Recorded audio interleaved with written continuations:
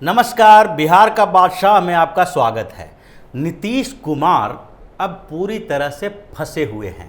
जदयू की स्थिति खराब हो रही है क्योंकि जिस तरह की योजना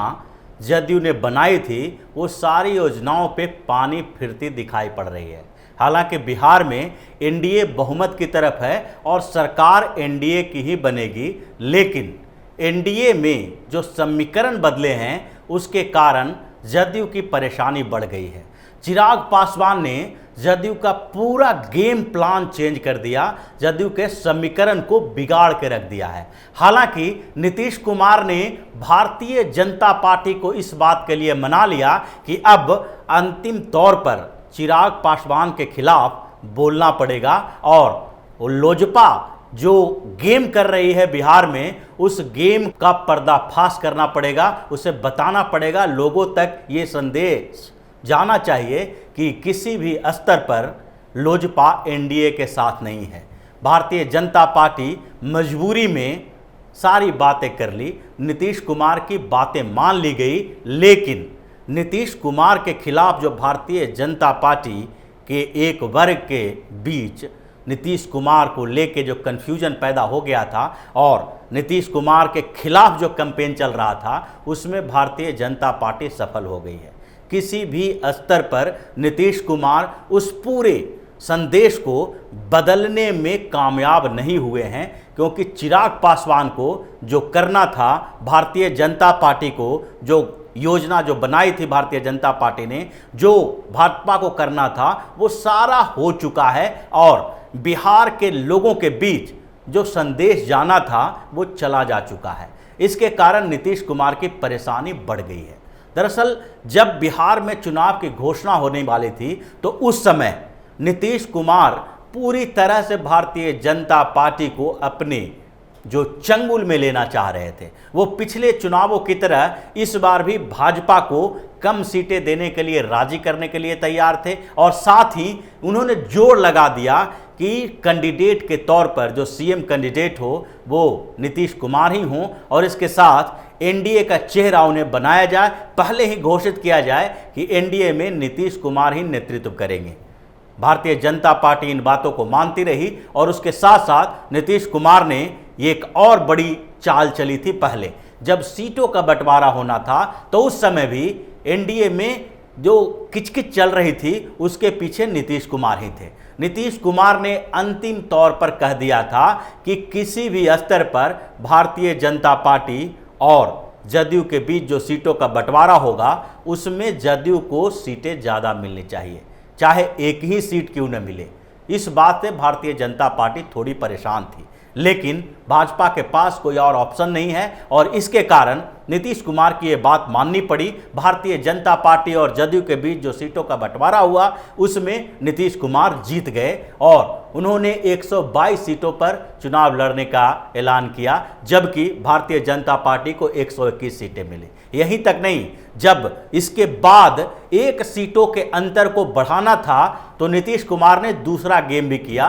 और जीतन राम मांझी को अपने कोटे से और वीआईपी को भाजपा के कोटे से सीट देने की बात कह दी, क्योंकि नीतीश कुमार को यह पता था कि भारतीय जनता पार्टी और वीआईपी के बीच जो गठबंधन होगा, जो सीटों का बंटवारा होगा, उसमें समझौता कम से कम 10 सीटों पर होनी है। वीआईपी पहले महागठबंधन में था, मुकेश सहनी तेजस्वी यादव को धत्ता बता के आए थे और ये बात तय थी कि किसी भी स्तर पर वो 10 सीटों से कम में मानेंगे नहीं, क्योंकि इतनी सीटें जो महागठबंधन है उसमें भी उन्हें दी जा रही थी, लेकिन वो वहाँ पर नहीं माने और वो अपना अलग ऑप्शन तलाश कर रहे थे। आखिरकार हुआ भी यही और 11 सीट वीआईपी को दी गई, जिसके बाद जो जदयू और भारतीय जनता पार्टी के चुनाव लड़ने के लिए जो सीटों का अंतर है वो बढ़ के 5 हो गया। एक तरफ जदयू 115 सीटों पर चुनाव लड़ रही है तो दूसरी तरफ भारतीय जनता पार्टी 110 सीटों पर चुनाव लड़ रही है, जबकि सीटों के बंटवारे में एक सीट का अंतर था। भारतीय जनता पार्टी 121 और जदयू 122 सीटें अपने पास रखी थी। इस अंतर को किसी न किसी तरह से पाटना था, क्योंकि भारतीय जनता पार्टी पहले ही स्ट्रेटजी बना चुकी थी कि किसी भी हाल में इस बार नीतीश कुमार की पार्टी को हमसे ज़्यादा सीटें नहीं मिलनी चाहिए। अब बिहार में बहुत हो गया। बिहार में भारतीय जनता पार्टी का आधार बढ़ गया है, वोट परसेंटेज बढ़ा हुआ है और 2005 के अक्टूबर के चुनाव में जो भाजपा की स्थिति थी उसके बाद 2010 में और बढ़ी और 2015 में भारतीय जनता पार्टी के वोट बैंक पर बहुत ज़्यादा फर्क नहीं पड़ा, जबकि नीतीश कुमार 2015 में आरजेडी के साथ, कांग्रेस के साथ गठबंधन करके महागठबंधन के सीएम उम्मीदवार बने हुए थे। तो भारतीय जनता पार्टी 3-4 महीना पहले से इस बात की तैयारी कर रही थी और उनके पास कई प्लान थे। उसमें से एक प्लान इस बात को लेकर भी था कि किसी तरह से इस स्थिति से निपटा जाना चाहिए, क्योंकि पहला प्लान तो यही था कि भाजपा और जदयू दोनों बराबर बराबर सीटों पर चुनाव लड़े। लेकिन भाजपा के जो रणनीतिकार थे वो इस बात को जानते थे कि इस प्लान में नीतीश कुमार अड़ंगा लगाएंगे और इसीलिए प्लान बी बनाया गया था कि जदयू को कुछ सीटें ज़्यादा दी जा सकती है। लेकिन जो पिछले 1 साल से चिराग पासवान नीतीश कुमार के खिलाफ जो मोर्चा खोले हुए हैं उसकी जानकारी भाजपा को थी और इससे चिराग पासवान अमित शाह के बीच भी मुलाकात हुई थी। चिराग पासवान ने जेपी नड्डा से भी मुलाकात की थी और भूपेंद्र यादव से मुलाकात करके उन्होंने पूरी बात बताई थी कि अब भारतीय जनता पार्टी को वहां बड़ी पार्टी के तौर पर यानी कि एनडीए का बड़ा साझीदार बनने का समय आ गया है, वहां बड़े भाई की भूमिका में भाजपा को आना चाहिए और इसके लिए चिराग पासवान किसी भी स्तर पर जाने के लिए तैयार थे, क्योंकि उनको भविष्य की राजनीति दिख रही है। चिराग पासवान दूसरे जनरेशन के नेता हैं। जो पहले जनरेशन में रामविलास पासवान, नीतीश कुमार और लालू यादव थे, ये तीनों नेता पहले जनरेशन को अगर देखा जाए जेपी आंदोलन के बाद ये तीनों जो उभर के आए थे वो एक जनरेशन के थे। उसमें अब नीतीश कुमार का राजनीतिक कैरियर अब अंत की तरफ बढ़ गया है। अब वो 3 बार मुख्यमंत्री रहने के बाद अगली बार जो इस बार 2020 में चुनाव होगा वो लगभग उनका अंतिम चुनाव माना जा सकता है। उसके अलग देखें तो लालू यादव ने अपनी राजनीतिक विरासत तेजस्वी यादव को सौंप दी है। ऐसे में रामविलास पासवान के बेटे चिराग पासवान को लग रहा है कि अब जो लंबी योजना बनेगी, जो दूर तक की राजनीतिक सोच,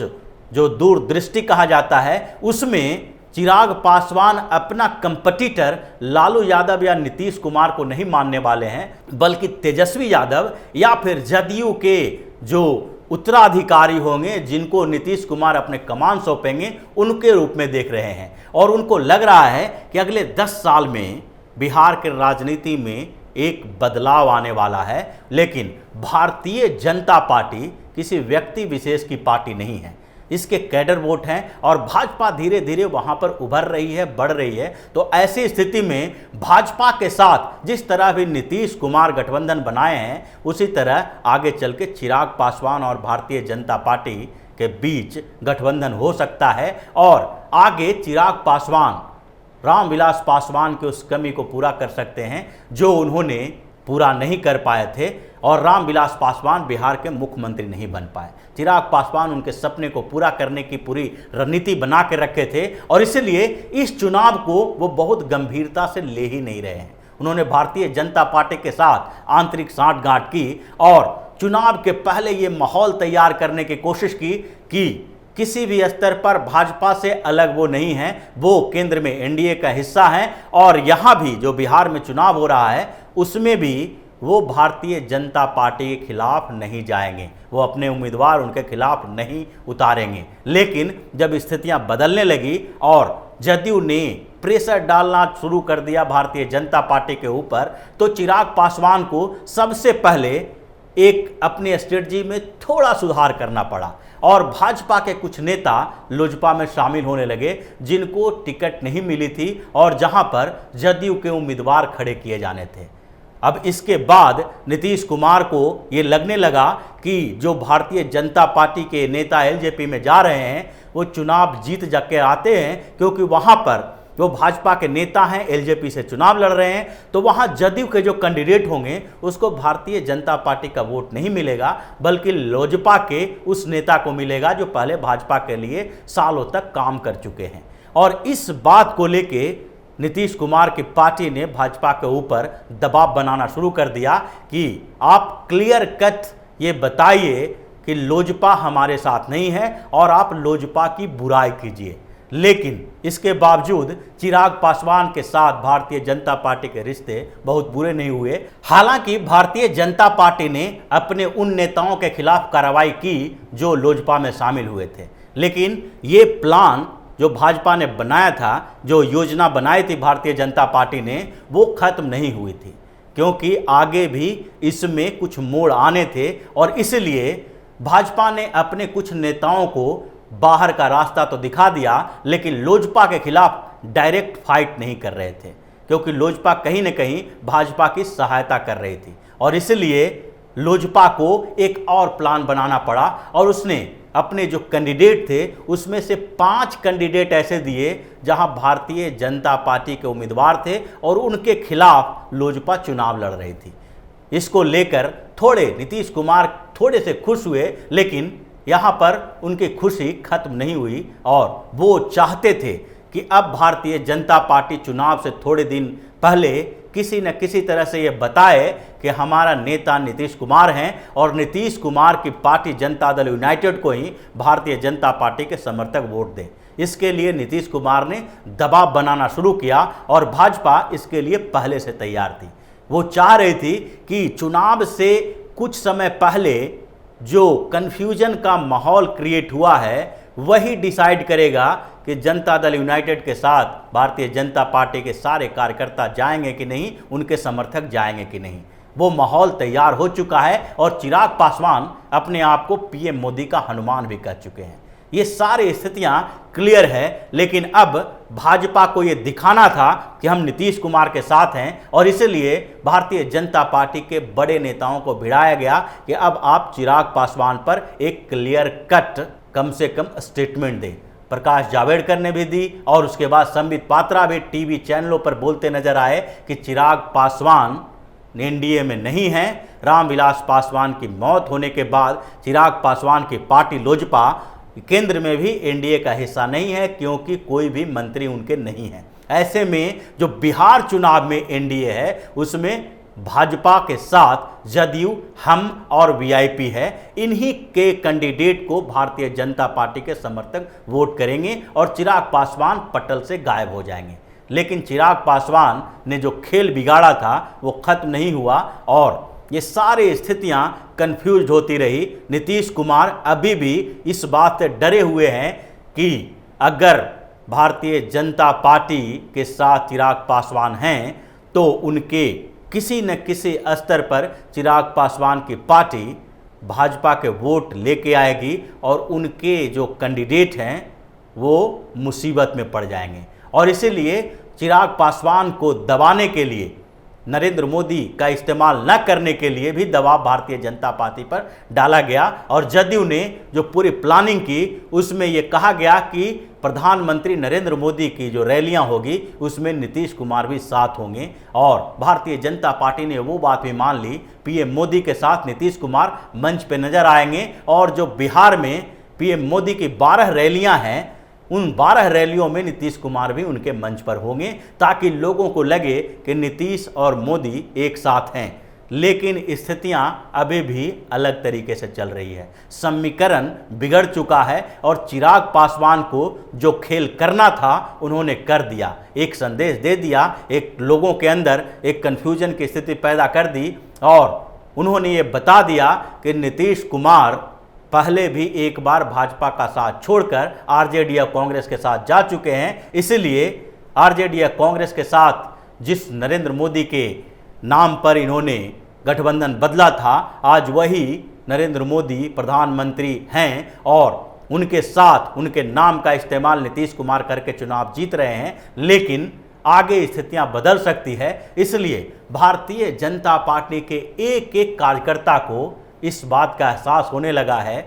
कि जदयू को अगर सीटें ज़्यादा मिलेगी तो भाजपा अगले 5 साल तक पिछड़ जाएगी। और यही स्थिति है कि आज जो सर्वे आ रहे हैं, जो ग्राउंड से रिपोर्ट्स आ रहे हैं, उसमें ये लगभग तय हो चुका है कि एनडीए की जीत तो होगी, लेकिन जदयू को कम सीटें मिलेगी, भारतीय जनता पार्टी को ज़्यादा सीटें मिलेगी। और भाजपा को ज़्यादा सीटें मिलने के बाद वहाँ पर नीतीश कुमार के पास कोई ऑप्शन नहीं रहेगा, क्योंकि आरजेडी और कांग्रेस से मिलकर भी वो सरकार बनाने की स्थिति में नहीं हो सकते हैं। जबकि भारतीय जनता पार्टी अगर सबसे बड़ी पार्टी होती है तो उनको सहयोग करने के लिए हम वीआईपी और उसके साथ साथ चिराग पासवान की लोजपा भी होगी, और दूसरी छोटी छोटी पार्टियां जो है जन अधिकार पार्टी, ये सारी पार्टियां भी किसी न किसी स्तर पर 1, 2, 3 विधायकों के साथ उनके साथ होंगे, निर्दलीय विधायक साथ होंगे, और यहाँ तक कि जनता दल यूनाइटेड के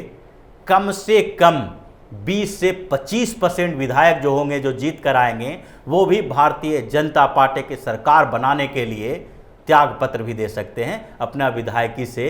छोड़ भी सकते हैं। तो ऐसी स्थिति में नीतीश कुमार चुनाव में तो हैं, लेकिन उनको अब इस बात की उम्मीद कम रह गई है कि वो फिर से मुख्यमंत्री बन पाएंगे। एनडीए की जीत होगी, लेकिन मुख्यमंत्री भारतीय जनता पार्टी का बनेगा, ऐसी संभावनाएं बिहार में दिख रही है। जिस तरह का खेल चिराग पासवान और अमित शाह ने खेली है, उसमें जदयू वह पूरी तरह से फंस गई है, और अब कुछ भी कर ले, जो खेल होना था, जो प्लान पर इम्प्लीमेंटेशन होना था, वो हो चुका है। लोगों के बीच ये संदेश जा चुका है कि जदयू और चिराग पासवान की लोजपा के बीच अगर चुनना होगा तो भारतीय जनता पार्टी के बीच बंटवारा होगा, और भाजपा के वोटर जो होंगे वो कुछ चिराग पासवान की पार्टी को वोट देंगे, कुछ जदयू को वोट देंगे, और जदयू के उम्मीदवारों के लिए ये बड़ी समस्या खड़ी हो गई है। तो इसी तरह की खबरों के साथ फिर से हाजिर होंगे, तब तक के लिए बने रहिए हमारे साथ और देते रहिए हमें सहयोग, ताकि इसी तरह की खबर हम आपके लिए लाते रहें। धन्यवाद। अगर आपको हमारा वीडियो पसंद आया हो तो इसे लाइक करें, हमारे चैनल को सब्सक्राइब करें, और हाँ, बेल आइकन दबाना ना भूलें, ताकि आप तक हमारे वीडियो की नोटिफिकेशन पहुंचती रहे। आप अपना सुझाव हमें कमेंट बॉक्स में दे सकते हैं। हमारे साथ जुड़ने के लिए शुक्रिया।